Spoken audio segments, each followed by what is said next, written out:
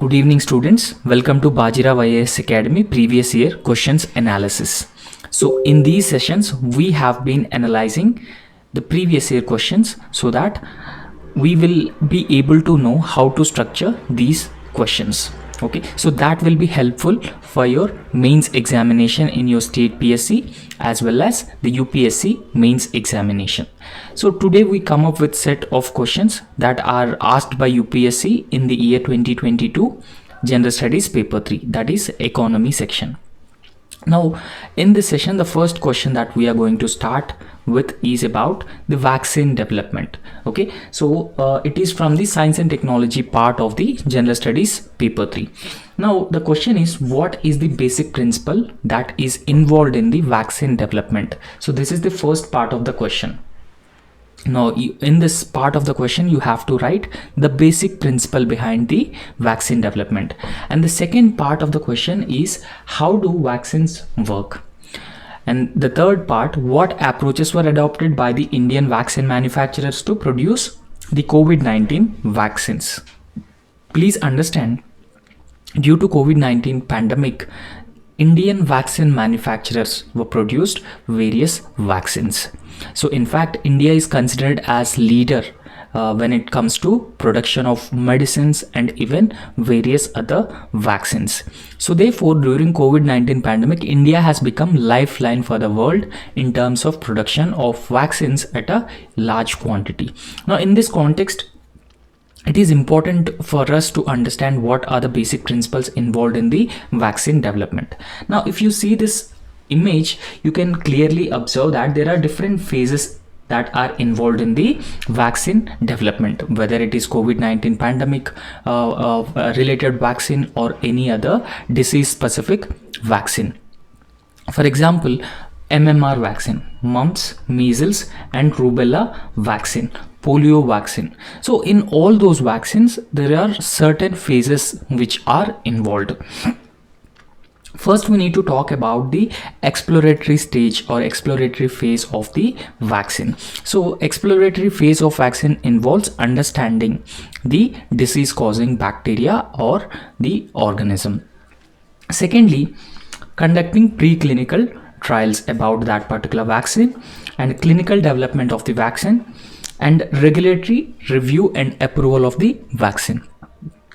Once vaccine is developed, it is very important for us to understand its efficacy as well as side effects.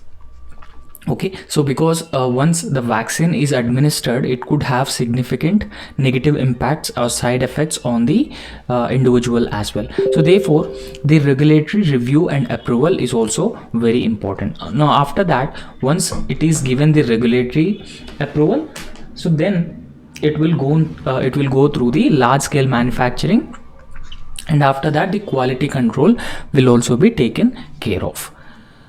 So firstly, understand, what is vaccine? Now we need to understand the definition, the basic definition of a vaccine. So vaccine is generally a biological product. Now what is a biological product? So vaccine is actually derived from a biological organism or a biological agent. So this biological product can be used to safely induce an immune response.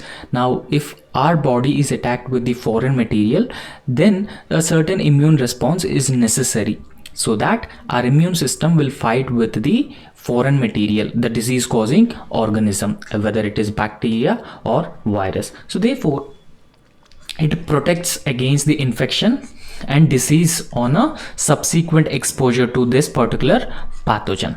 Okay, so once the pathogen infects our body, when we have the certain immune response that is induced by a vaccine, then that protects our body from the infection of this disease causing pathogen.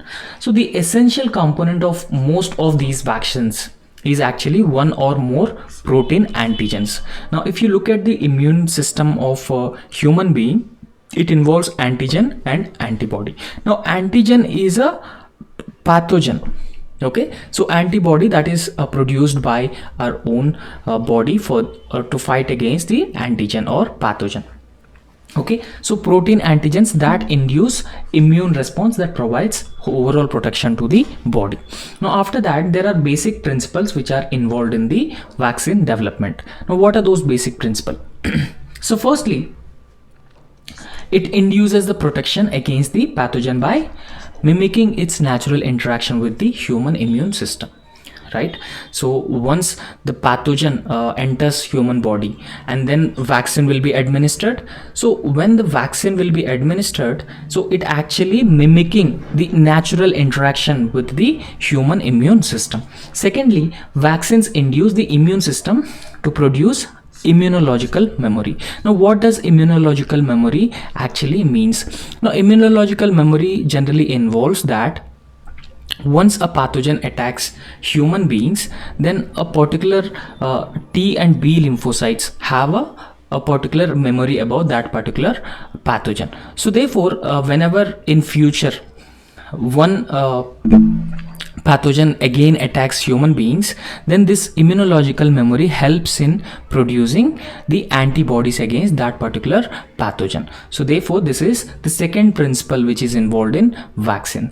So third principle is this memory, this immunological memory will help in production of rapid and effective response to the exposure to targeted pathogens. Okay, so once an individual is administered with these vaccines, the immunological memory will develop against certain pathogens or certain diseases among that individual. So therefore, it will help in production of rapid and effective response to exposure to the targeted pathogens. Now after that, the second part of the question, this is asking about the working of immune system. So how immune system actually works? So immune system works on a basic principle that when a pathogen does infect the body, so various pathogens does infect a body. So once the pathogen infects a human body, okay, so once the pathogen infects a human body, then the immune system gets triggered. Okay, so within human beings, immune system gets triggered, and then the pathogen will be attacked and destroyed by the same immune system. So when we have developed the immune system, now immune system is two types. So the innate immune system and acquired immune system. Okay, so these are two types of immune system: innate immune system and acquired immune system. So innate immune system is generally comes with by birth. However, acquired immune system is acquired through the vaccines. Okay, now in this context, when a certain pathogen infects a body, then immune system immediately gets triggered, and then the pathogen will be attacked and destroyed by the antibodies produced by the immune system. Secondly, the subpart of the pathogen. For example, imagine this is a pathogen, this is a virus. Okay, so there are different subparts within this virus, and the subpart of the pathogen that causes formation of antibodies is called antigen. Okay, so for example, different subparts of these antigens will influence the response of the body's immune system. So they are called as antigens. Now antigens are present on the pathogen surface. Now after that, the working of vaccines. So how exactly vaccines usually work? So vaccines contain weakened or inactive parts. Now generally, in order to activate or influence the immune system in body of a particular individual, so we need to have subparts. Okay, so we need to have antigens. However, the vaccines contains the body parts of the pathogen, so they are called as weakened or inactive parts of the antigen. So that actually helps in triggering the immune response within the body with much lesser side effects. So since it is a weakened or inactive parts are being used in vaccine manufacturing, there will not be any consequences on the human being because of the weakened and inactive nature of the vaccine. So after that, the weakened version of the antigen which is used in the vaccine development will prompt the immune system to respond. Okay, since we are using the weakened and inactive parts, so this will prompt the immune system to respond. Okay, so it would have on its first reaction to the actual pathogen. So for example, when pathogen enters into the human body, how immune system responds. In a similar sense, when the vaccine is administered, to human being, then this weakened and inactive parts of antigen will also present in the body, and it influences the immune response system. So this is how vaccines are generally work. So the next part of the question, so what was the approach that was adopted by India's first indigenous COVID-19 vaccines?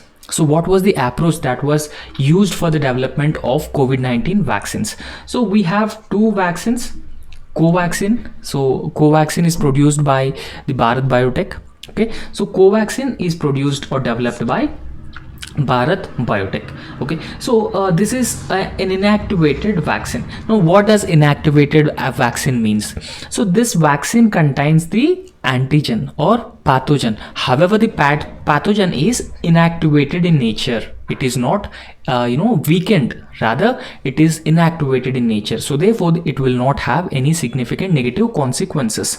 So since this inactivated vaccine have antigens, so that helps in activating the immune response system. Okay, so it is developed by the inactivating live microorganisms. So there are certain live microorganisms. So these live microorganisms are disease causing microorganisms. So these disease causing microorganisms will be inactivated to develop the inactivated vaccine, so that it could trigger the immune response system in the human beings. So it is developed by using whole viron inactivated virocell. So please remember this, whole viron inactivated virocell derived platform technology. Now if you carefully observe UPSC previous year questions, particularly the prelims examination in the year 2021, 2022, even 2023 also, UPSC has asked about vaccines. So therefore you have to be very careful related to the COVID-19 vaccines or vaccines for any other diseases. Now the technology that is used for the manufacturing of Covaxin is known as whole viron inactivated virocell derived platform technology. Okay, so you just remember. So I have already told you what does the inactivated vaccine means. So next we need to talk about the Covishield vaccine. So Covishield vaccine is also produced in India. Okay, Indian manufacturing companies. Okay, so it is produced by AstraZeneca, Serum Institute of India. So it is particularly developed by University of Oxford in collaboration with Swedish British drug maker AstraZeneca. So however, it is manufactured in India by the Serum Institute of India. Okay, Serum Institute of India has manufactured Covishield. Now if you remember, majority of the Indians were given the vaccine called Covishield. So therefore in this context, so how this vaccine has developed? So it is based on the weakened version. So please remember, earlier Covaxin was based on the inactivated version of antigen, but this is the weakened version of the common cold virus. Okay, so what is the common cold virus? This is adenovirus, and that is actually found in the chimpanzees. So please remember, all these points are very important for prelims examination as well as for your mains examination. So this common cold virus is actually weakened. It is not inactivated or it is not dead. Rather, its potential impact or its effectiveness is further degraded or weakened. Okay, so it is a weakened version of adenovirus, and that is actually found in the chimpanzees. So this viral vector actually contains the genetic material of the SARS-CoV-2 spikes. For example, if you look at the SARS-CoV-2, it has certain spikes. Okay, so these are called as spikes. So this viral vector also contains the SARS-CoV-2 similar spike protein. So therefore, since this SARS-CoV-2 spike-like protein is present on its outer surface, it will help to bind the human cell. So once it helps to bind the human cell, it will also trigger the necessary immune response. So we have addressed the demand of the question. So please understand. So once a question is given, structuring of the question is very important. So identify the parts, the constituent parts in each question, and address each of those parts. Now in conclusion, you just have to emphasize the capability of manufacturing vaccines by India. So in a historic achievement, India's vaccination drive, okay, so India has vaccinated whole of its 1.3 billion population. So it has surpassed over 200 crore milestone by July 2022.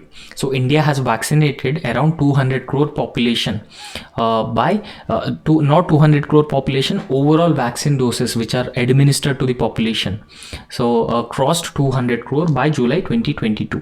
So in fact, India throughout the COVID-19 pandemic times and even before the pandemic times has always supported the research, development and manufacturing of COVID-19 vaccines. So not just the COVID-19 vaccines, so India also has the necessary infrastructure and the private sector participation when it comes to manufacturing of these vaccines and even generic drugs. So because of this reason, India is known as the leader of generic drugs. So therefore, India has supported, encouraged the research and development, manufacturing of these vaccines under Make in India program. So we all know that the Make in India program has been launched in order to promote the domestic manufacturing, and the theme is Make in India and Make for the World. So therefore, it has resulted in embarking on cutting edge technologies like CoWIN platform. Okay, so we all know the usage of the COVID-19 CoWIN platform, particularly during the COVID-19 pandemic times and lockdown times, tracing the contacts. Okay, so that's how you have to address this question. And the next question that we're going to discuss is about the global warming. Now this is a very common phenomenon. Global warming has become a common phenomenon, and it is also emerged as a greater threat that humanity has been facing. Okay, so in fact this has been leading to the 6th mass extinction, so that earlier asked by UPSC in its prelims examination. Okay, so this has been even leading to the 6th mass extinction. So therefore the question here asking about discuss global warming, mention its effects on the global climate. So what are the effects of global warming on the global climate? So second part of the question is explain the control measures. You need to write the control measures to bring down the greenhouse gases. Okay, so which cause global warming in the light of the Kyoto Protocol 1997. Now we all know about the Kyoto Protocol. So why Kyoto Protocol is being launched? It is launched to ensure that the global climate is under control. The global warming is controlled, the greenhouse gases will be reduced. So in this context, what exactly is the global warming? Global warming is just increasing the temperatures of planet Earth. So these temperatures have been substantially increasing because of excessive use of fossil fuels, industrial emissions, and several other anthropogenic factors that also include deforestation.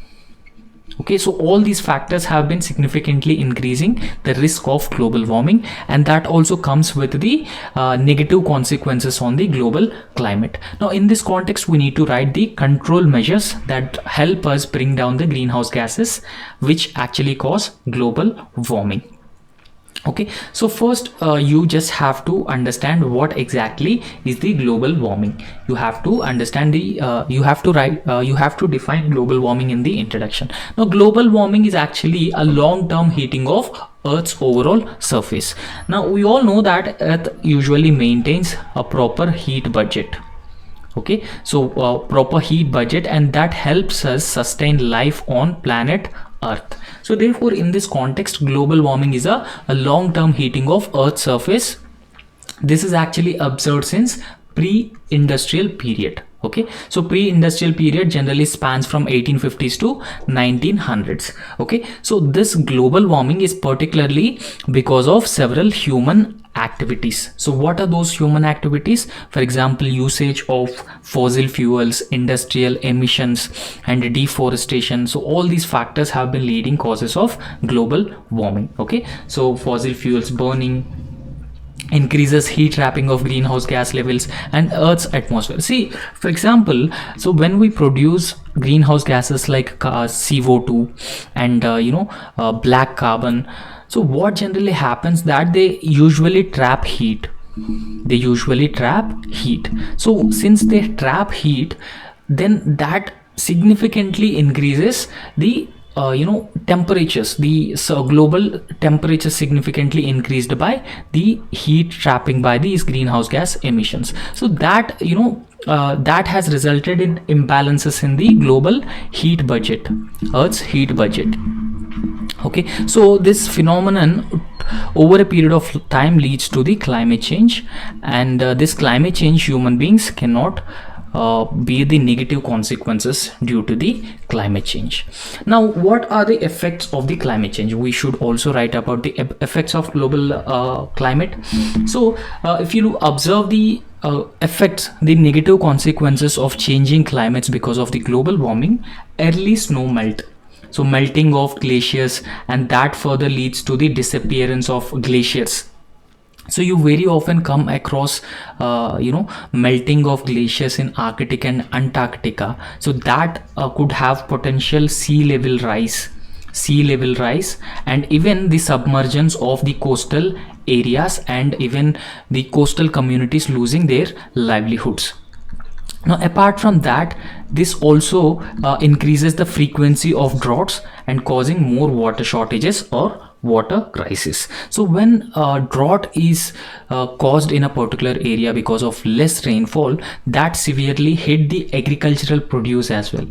Okay, so you all know that what will be the consequences if it affects the agricultural produce. For example, it impacts the food security of the people, nutritional security, and the livelihoods of the people, and even farmers commit the suicides because of these severe droughts and associated crop failures. So after that, there's a raising sea levels, so it will lead to the more and more coastal flooding. So we also see that over a period of time the sea levels are also raising, and rising sea levels have been leading to the causes like storm surges, and even the rising sea levels have been flooding the fertile coastal plains. So therefore this also impacts the agriculture productivity. In fact, so when rising sea levels enter into the fertile coastal plains, they also contaminate the underground water resources, so thereby creating water shortages for the people. Water shortages or water crisis for the people. So we all know that since India has 18% of the global population, it has only 2% of the water resources, and the water crisis poised to increase. Now, apart from that, it also associated with several other negative consequences like rising intensity of these heat waves, heavy downpour, particularly events like cloud bursts that we observe in Himalayas, and even Tamil Nadu also has seen heavy downpour due to the intense cyclone activity of Michigan, and increased flooding levels that could trouble farms, forests, and cities. So we have been observing the consequences of cyclone, increasing intensity of these cyclones, heat wave like conditions, cloud burst across India and other parts of the world as well.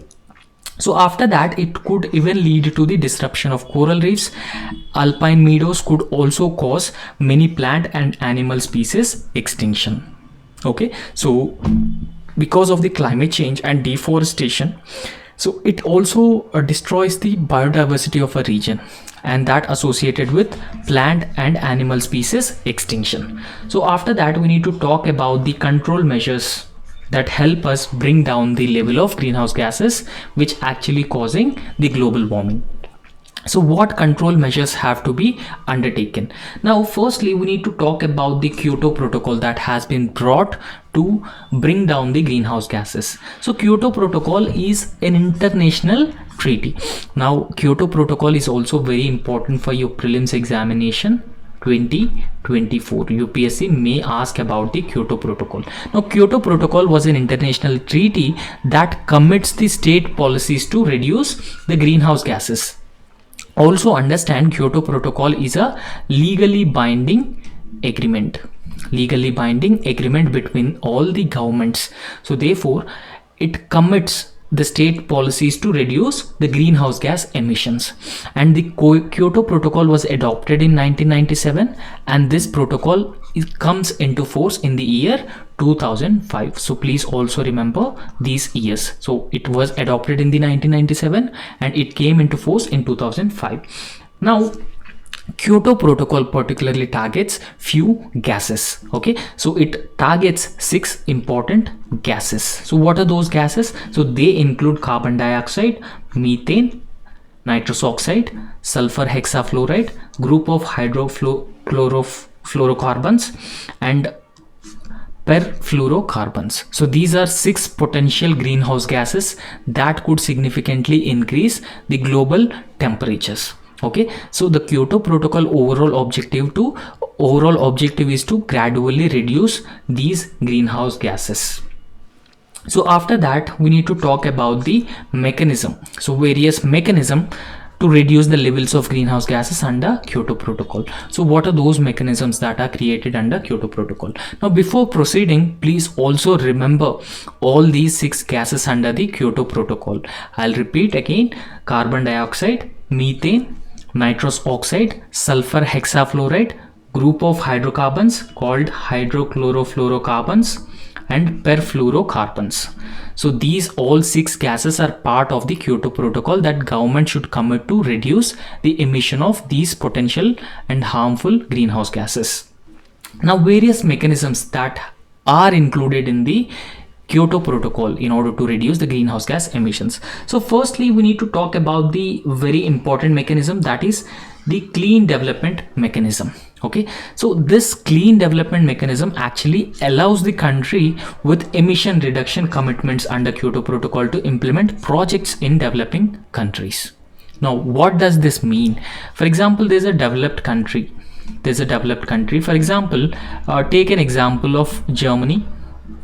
And this Germany, it is historically responsible for the current levels of global warming. So therefore, in this context, under the clean development mechanism, what Germany will do, it will implement the renewable energy projects in India.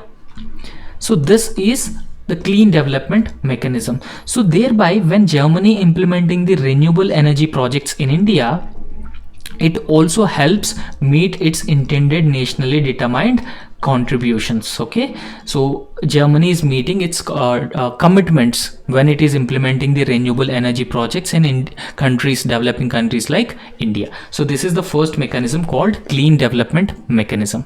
And the second mechanism under Kyoto Protocol is about the carbon credit system.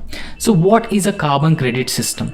So carbon credit system is actually a tradable certificate. It can be tradable between the different corporate groups, different industries. Okay, so this tradable certificate, this is actually equal to 1 ton of carbon dioxide. So 1 carbon credit is equal to 1 ton of CO2.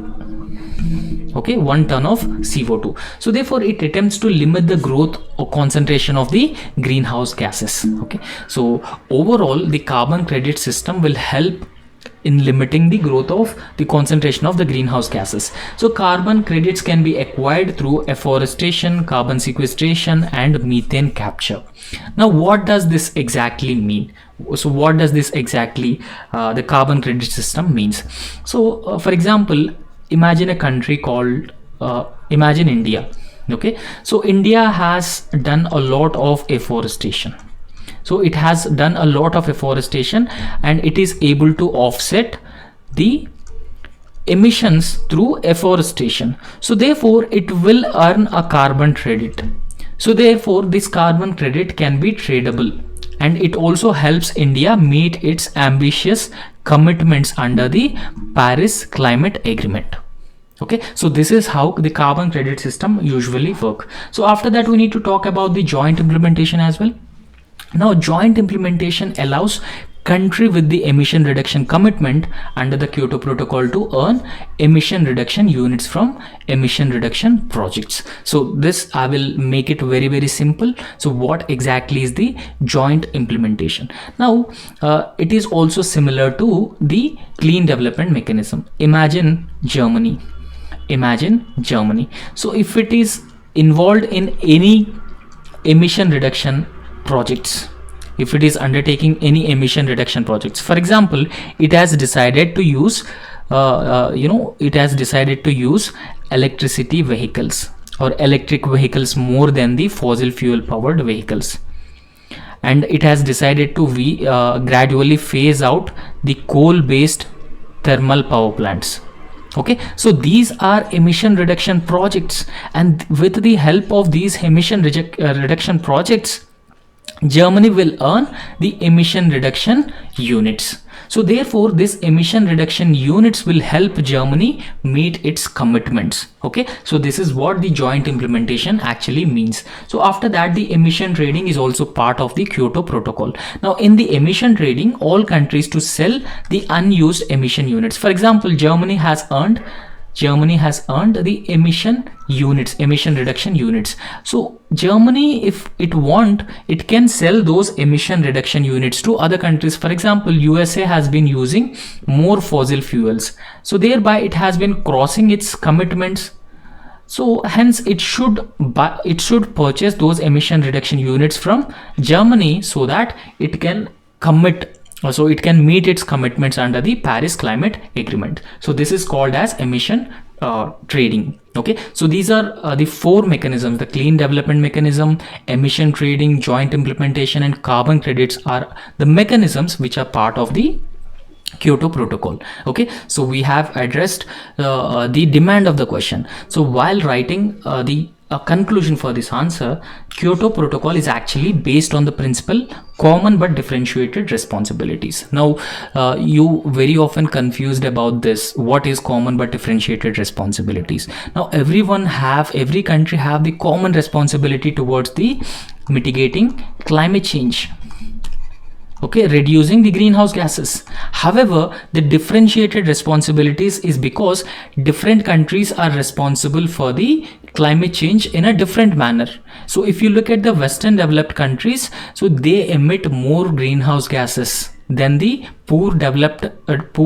underdeveloped and developing countries. So because of this reason, common but differentiated responsibilities. So Kyoto Protocol is actually based on common but differentiated responsibilities, and it is actually the only global treaty that has the binding commitments or the binding limits on the greenhouse gas emissions. Okay, so please understand, this is only legally binding global treaty, so that envisioned for limiting the greenhouse gas emissions. Now, so the next question, this is also related to the climate change, global warming, and increasing the sea surface temperatures that has been the major cause of the sea level rise and leading to the coastal erosion in India. So the first part of the question here, it is asking that explain the causes and effects of coastal erosion in India, and what are the available coastal management techniques for combating the hazard. Okay, so the coastal erosion is also one of the major challenge. So in this context, what are the management techniques which are available that will help us combat this hazard of coastal erosion? Okay, so in the introduction, you just have to introduce what exactly is the coastal erosion. Now, coastal erosion may be caused by hydraulic action, abrasion, impact, and corrosion by the wind and water and other forces involved, natural and unnatural. Okay, so coastal erosion is just taking away the coastal land by the wind or the water. Okay, so due to sea level rise, the coastal erosion has increased more.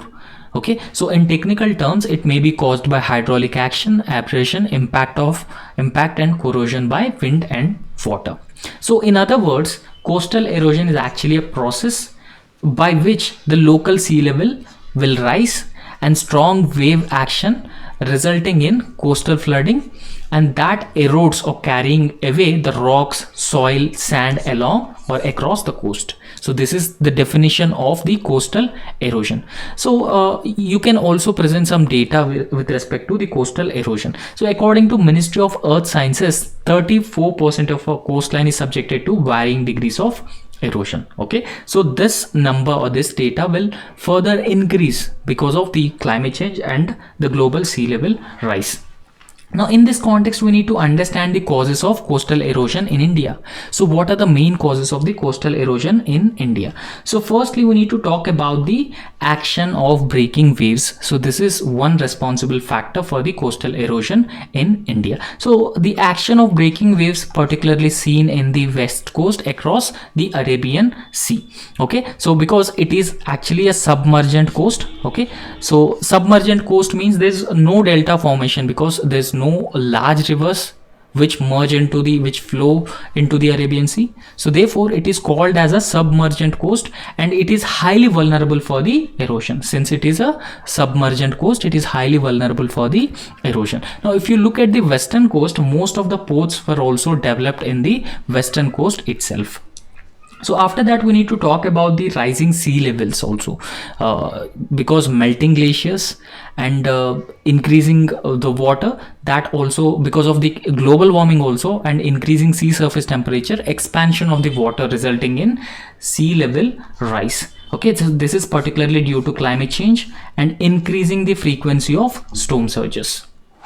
So after that, we need to talk about the dredging, sand mining and the coral mining. So they have also substantially contributed for the coastal erosion. Okay, so after that, for example, dredging means taking away the sand for anthropogenic reasons from the coastal areas. So that have also led to the coastal erosion and a reduction of sediment supply.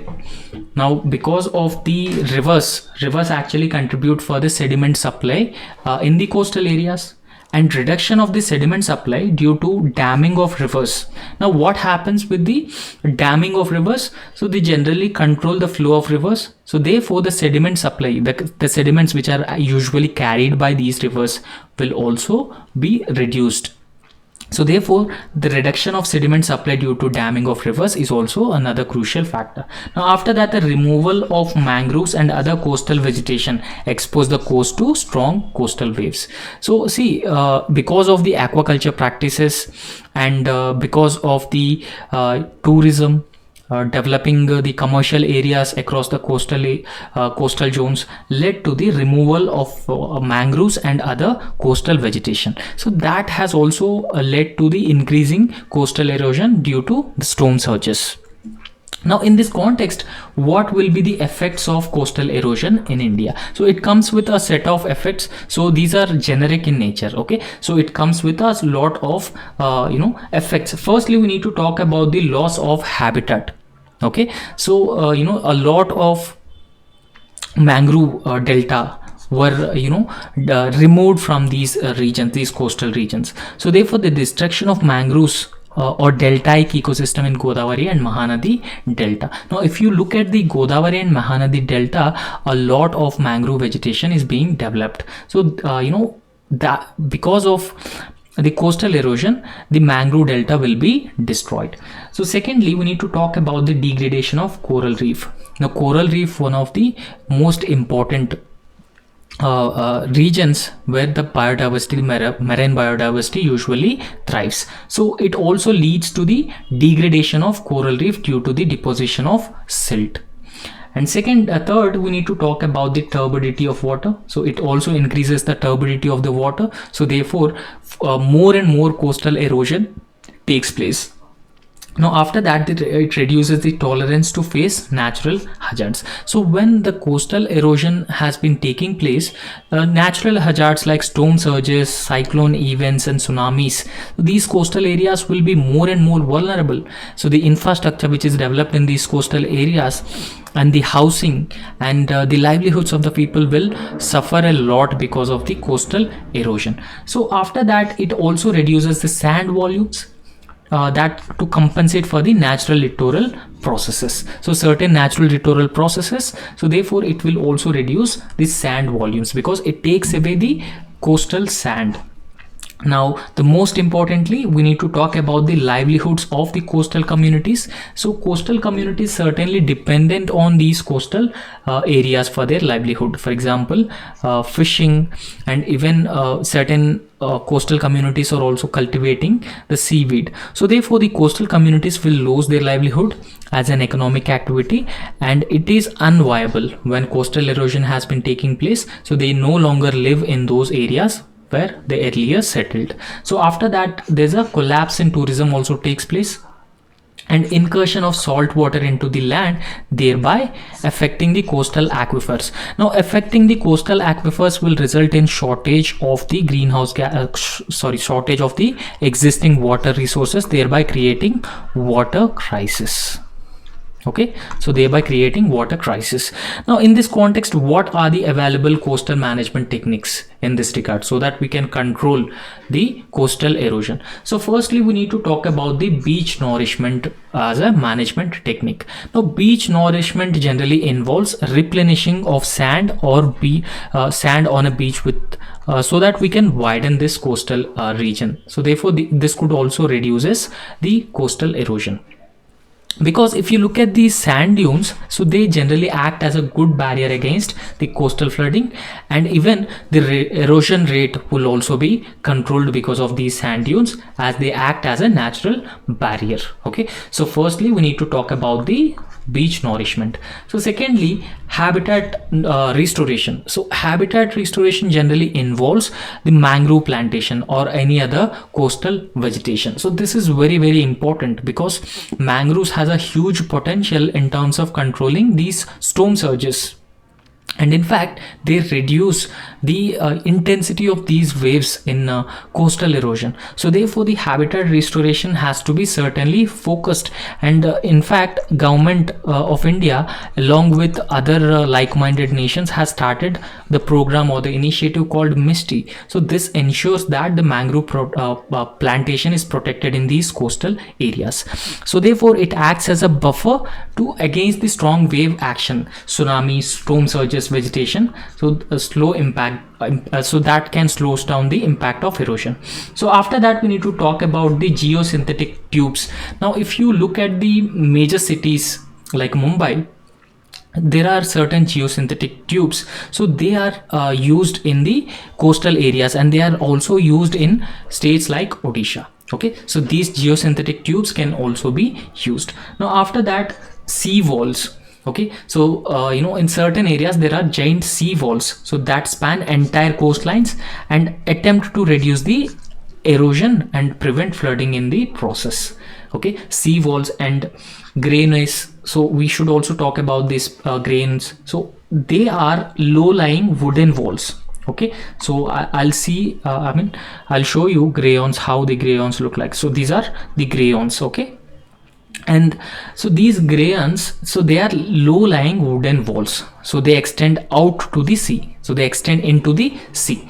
So the idea of grayons is to capture sand that moves down the beach. So for example, due to the wave action, the coastal sand actually moves into the sea. So these grayons actually capture the sand that moves down into the beach via longshore drift. So that help to build up a larger section of beach in front of an area, so that's experiencing the coastal erosion. So after that, we need to talk about the gabions. Okay, so gabions are also quite simply bundles of rocks in metal mesh. Okay, so they are placed at the base of a cliff in an attempt to reduce the impact of waves on cliff and prevent the cliff from being undercut. Okay, so this is how these are the coastal management techniques that are actually used in protecting the coastal areas from the intense action of these waves.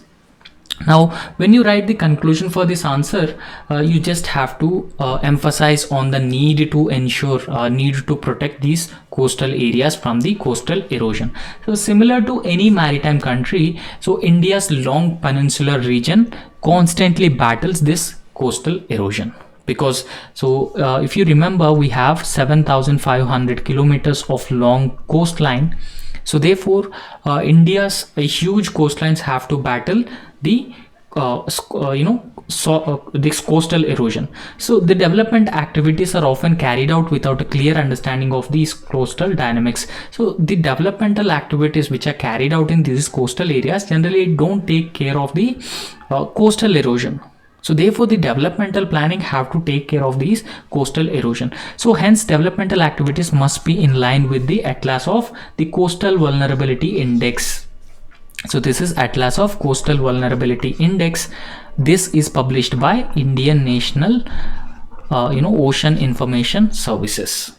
Okay, so if any developmental activities which are taking place in these coastal areas, so they must be in line with the Atlas of the Coastal Vulnerability Index. So that is published by INCOIS. Right, so this is how you have to address this answer, and that's all for today. And tomorrow also we will discuss few more previous year questions. And thank you. If you like the video, please hit the like button and also subscribe to our YouTube channel. Thank you.